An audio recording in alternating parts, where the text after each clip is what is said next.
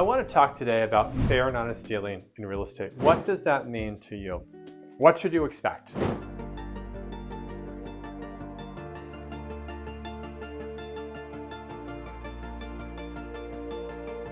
So let's start with what is fair and honest dealing, right? So in a transaction, both sides, even they're on different sides, one representing the seller typically, one representing the buyer typically, right? They owe fair and honest dealing to each other and to everyone in the transaction, right? Buyer, seller. So if anyone asks a question, the other agent has to answer fair and honestly. They owe that to the other side, or both sides, right?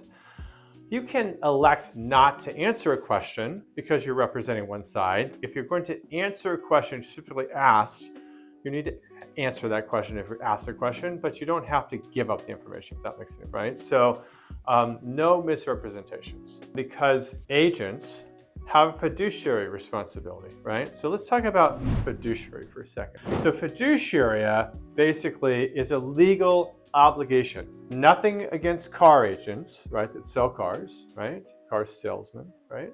But the difference between a car salesman and a real estate agent is a real estate agent has a fiduciary legal obligation, which basically is the best interest for the buyer or the seller who they're representing.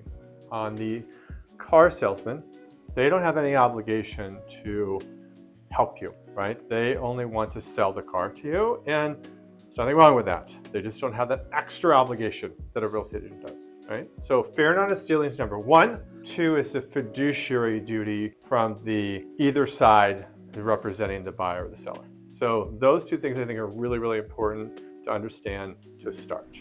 So now let's just talk about full disclosure, right? So this is where, you know, a lot of people go wrong, is that sellers are supposed to disclose everything that materially affects a buyer's decision to buy on the disclosure forms to the buyer, the prospective buyer that's looking at the property, right? So all the buyers can see it and they can make an informed decision based on whatever's wrong with the property the seller discloses, right? So non-disclosure will get sellers in trouble from the agent, you know, that represent the buyer. They're probably going to sue them and say, hey, you didn't disclose such and such and such, right? So to avoid that, full disclosure, right, along with fair and honest dealing that we just talked about, is super important, right? So everything should be disclosed to the buyer. So I have sellers sometimes ask me, John, should we disclose this? Such and such dog barks down the street, bus goes through by the front, whatever it is, right? My answer always is, well, if you ask me about it, you should disclose it, because you're thinking about it, should be disclosed. That materially affects the buyer's decision to buy.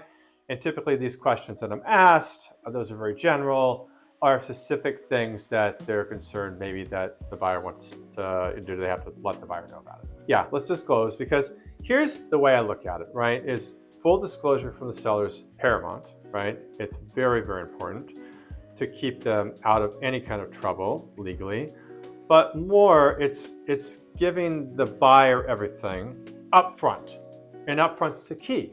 If the buyer finds out in escrow, right, that there's some issue that the seller didn't tell them, then what else did the seller not tell them, right? And then they're going to probably back out of the deal and be very uncomfortable, or it's going to be some kind of lawsuit. So that is very, very important, is full, honest disclosure. So let's go on and we'll talk about the next item I think is super important. So now I want to talk about no misrepresentation of the number of offers received on the property, right? So buyers determine how much competition there is based on how many other offers that they compete with.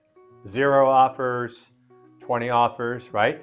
It makes a difference how many offers there are, because based on that information, they're going to talk to their agent. Their agent's going to say, hey, I think you're going to need to, if there's multiple offers and there's more than one, you might have to go up in price or up a lot in price, right? And so if that information is incorrect, that would be a big problem. That would be misrepresentation. The listing agent that's being asked that question, right, they're supposed to tell you, right, because you have fair and honest dealing, right? So they don't have to, but they're supposed to tell you how many offers, right? I've seen some elect not to, but most of the time they really should.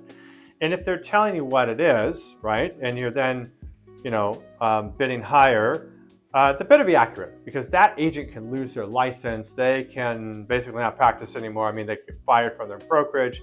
It's a big, big problem, right? Because later, you have to keep all offers, right, after the deal's closed. And all those listeners have to keep all those offers. And the buyer thinks that they were treated unfairly.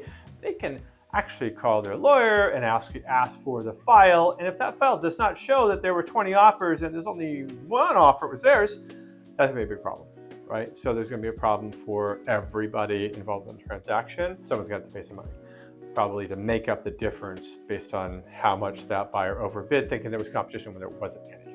So that's super important, is really the number of offers being disclosed have to be accurate. So setting a high standard in real estate really is crucial, right? So you want to establish trust. Your clients, this is their biggest transaction, probably in their entire life, or at least one of them, right?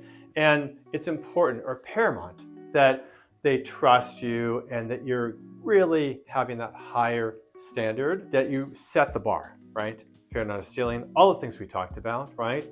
Making sure there's full disclosure, the client's represented very, very well, because they're relying on this information from you as their agent. So you want to make sure you're going out and getting someone that you feel really, really comfortable with, you trust, right? And make sure, maybe you ask them a few other questions about what we discussed, right? And see what they say to you, right? Because they should know really, really well the answers to all of those questions. And if they don't, go to somebody that does, right? Because you're looking for that expertise to help you through a complex process that you need to know and trust this agent to help you through and do the best job for you, right? And so I think that's really, really paramount. And that's something I want you to take with you, is that the standards should be set really high for the real estate agents. That's important.